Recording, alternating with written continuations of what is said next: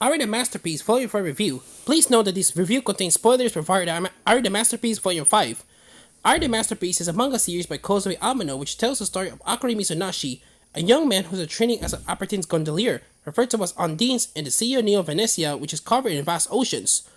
The narrative itself takes place in the 24th century, with Neo Venetia being a city on the planet Aqua, formerly known as Mars. Neo Venetia is also based in Venice, a steam-drunk architectural style, being a harbor city with narrow canals, plenty in the radiance, and gondolas for travel. Volume 5 continues the story of our main protagonist Akari, an apprentice gondolier who is working her way towards becoming a full-fledged prima. Last volume, we saw Akari continues to build relations with the citizens of Neo Venetia, and we introduced to Athena, one of the three water fairies with a beautiful singing voice, clumsy yet with an almost carefree nature. We also saw Orange Planet gain a new mascot in Ma-kun, a paddle-like cat with an affinity for President Aria. In the opening chapter, Aika takes on a different appearance, having burned her hair during a barbecue mishap, a blow, and she aimed to keep growing her hair as part of her goal to become an Undine, like her idol Alicia. Aika's mentor Akira, however, gives her a reality check, telling her that Aika must be herself and not aim to merely emulate another person. It's another great example of how their dynamics as mentor and people work so well. The result is not just a new hairstyles for Aika, which she keeps throughout the volume, but also newfound confidence in her own abilities as opposed to trying to be someone else. She even gets the courage to show off her new hairstyle, the outfit, a gnome, a term referring to those who work underground, regulating Aqua's gravity so that it is the same as Manhon's, who she has a crush on. On the subject of crushes, the stubborn salamander Akatsuki gets a little extra chapter this volume, showcasing a flashback featuring his active imagination and trying to protect Aqua from an early age.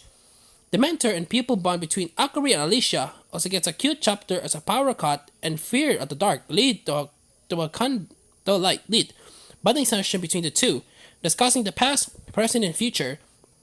The team continues with a chapter highlighting Athena and Alice's relationship, in which Akari and Aika have a sleepover at Orange Planet. Here is shown both the carefree and mature side of Athena, when Alice rejects a party invitation with other girls in the company. They, in turn the reader, muse on how difficult it is for Alice to fit in, being younger as skilled but misinterpreting looks of admiration for ill intent. In hindsight, as Aika points out that Alice is still essentially a teenager, trying to find her way in life. With some reassurance from her mentor John, Alice finds the confidence to pretend that appreciates how her new friendships have pushed her forward. Is this friendship that really formed the heart and soul of Aria as a story? Effectively conveying the importance of sad bonds and how to convey growth as a person also appears single. Another segment focuses on this relationship as well, with the team of feigning amnesia to try and figure out how Alice really feels about her, fearing she might be sick of her mentor, but the reality is quite the opposite. This is a nice little story, as in hindsight even most ungifted of the cast still feel anxious, sometimes are still young, and finding their place in the world. A particularly memorable and fun chapter for the volume sees Aika Alice telling Akari while she works, having picked up in just how natural the citizens of Neo Phoenicia gravitate towards her during her day-to-day life. As is part for the curse with this manga, we get another exploration of the fantastical side of Neo Phoenicia, when Akari takes a passenger, clad in black mourning attire, to San Michel, an island that also acts as a cemetery and is tied to numerous ghost stories. She, of course, ends up being dragged into the island by her passenger and almost gets trapped, only to be awoken by President Aria, thus forming another ghost story to tell. The final chapter in this volume focuses on a bonfire night, acting as a final act of summer for Akari and her friends.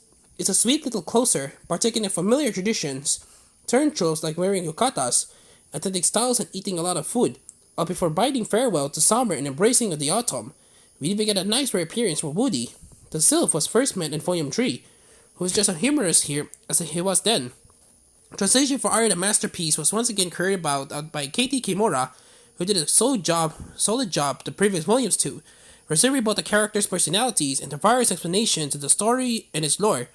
It is also again worth noting that an Aria Masterpiece was recently reprinted, likely for the final time, via the commission by Right Stop based on demand by those who were either missing volumes or wanted to have the entire story in their library.